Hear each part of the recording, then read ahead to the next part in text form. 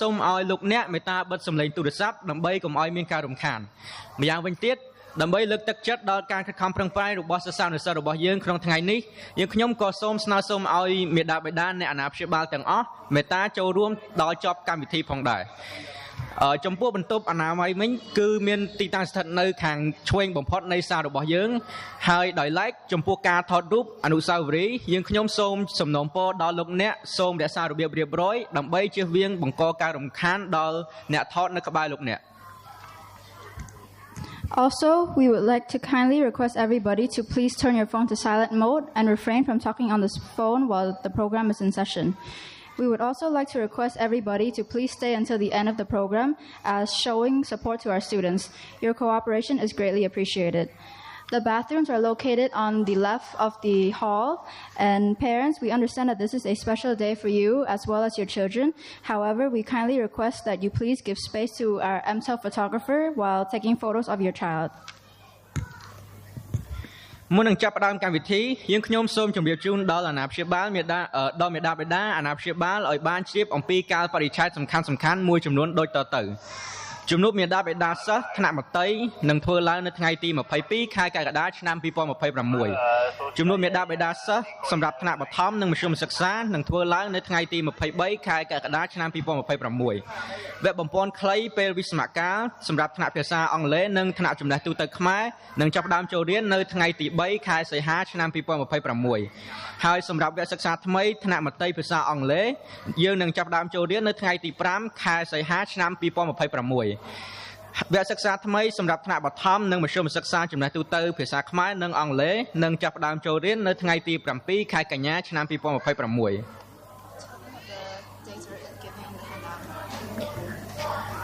សម្រាប់ព័ត៌មានលម្អិតលោកអ្នកអាច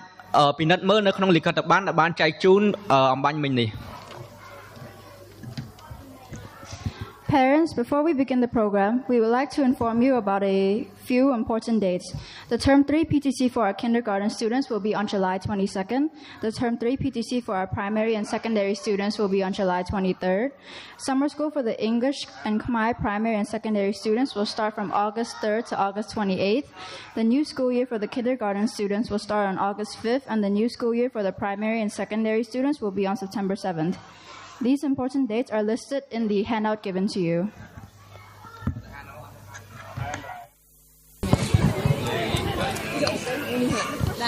ជំរាបសួរជាថ្មីម្ដងទៀតដល់មេដាបេដាអ្នកអាណាព្យាបាលនិងភ្ញៀវកិត្តិយសទាំងអស់ដែលមានវត្តមាននៅទីនេះ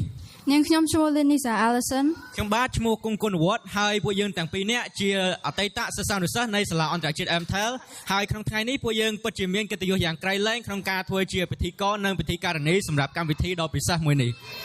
សូមស្វាគមន៍ចំពោះការប្រារព្ធពិធីប្រគល់វិញ្ញាបនបត្របញ្ចប់កម្រិតសិក្សាឆ្នាំ2025-2026នៃសាលាអន្តរជាតិ MTEL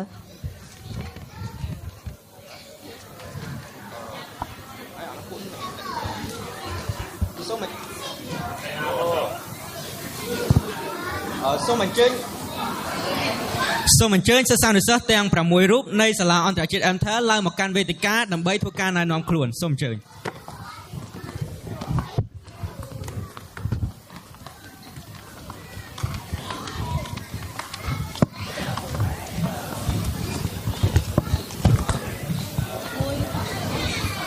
ជំរាបសួរអ្នកទាំងអស់គ្នាយើងខ្ញុំតែ6នាក់សូមលំអោនកាយ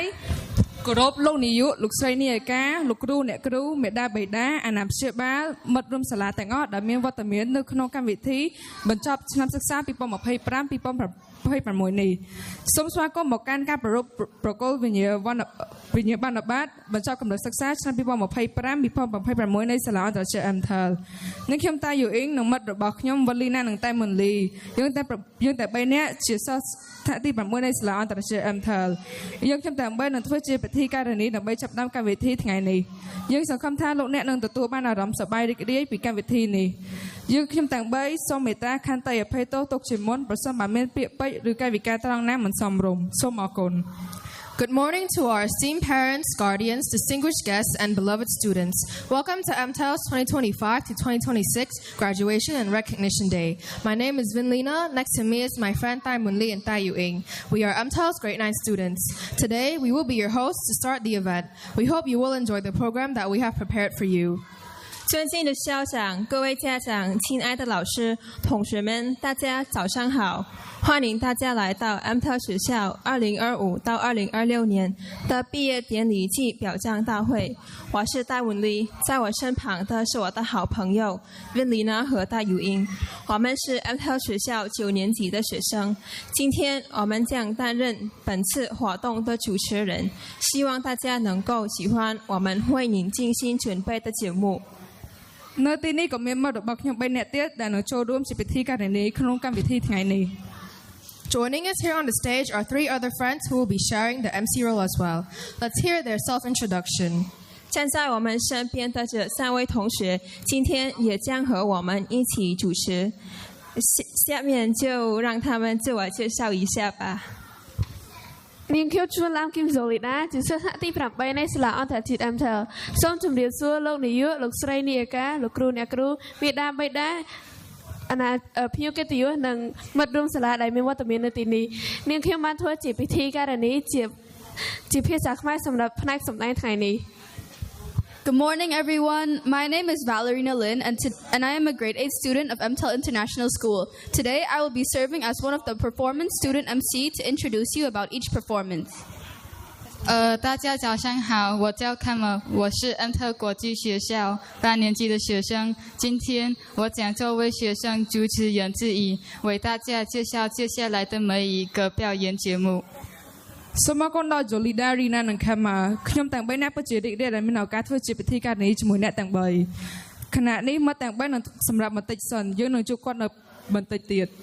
Wonderful. Thank you, Jolida, Rina, and Kama. We are so glad to have you 3 help out with this MC role. We will see you in a bit. You may now first exit the stage. 谢谢 Jolida, Rina 还有 Kama， 很高兴有你们3位一起加入主持。那我们稍后再见，你们可以先下台稍作休息。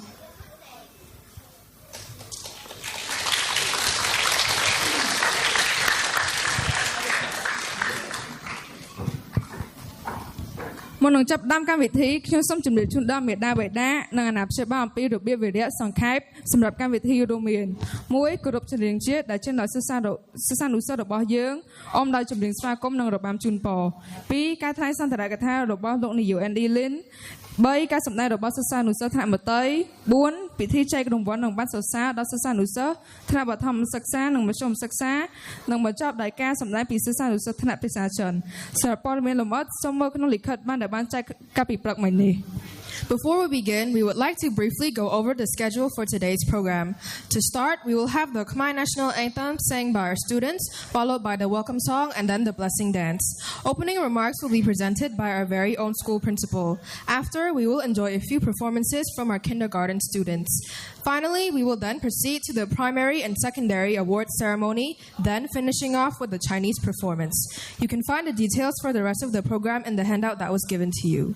在节目正式开始之前，我们先来简单介绍一下今天的流程。首先是由同学们带来的柬埔寨国歌大合唱，随后是欢迎歌以及祝福舞。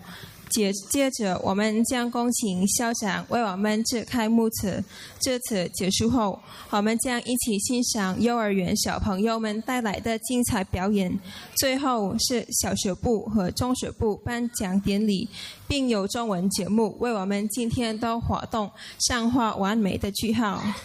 ជាកិច្ចចាប់ផ្ដើមសម្រាប់កម្មវិធីប្រកួតវិញ្ញាបនបត្របញ្ចប់កម្រិតសិក្សាឆ្នាំ2025-2026នេះខ្ញុំសូមអញ្ជើញសិស្សានុសិស្សថ្នាក់មធ្យមនិងបឋមសិក្សាទាំងអស់ឡើងមកលើវេទិកាដើម្បីច្រៀងចម្រៀងជាតិ To begin our year-end closing program, first we would like to invite all Khmer primary and secondary students to the stage for the singing of the Khmer National Anthem. 在毕业典礼正式开始之前，首先我们有请全体中小学生上台为大家演唱柬埔寨国歌。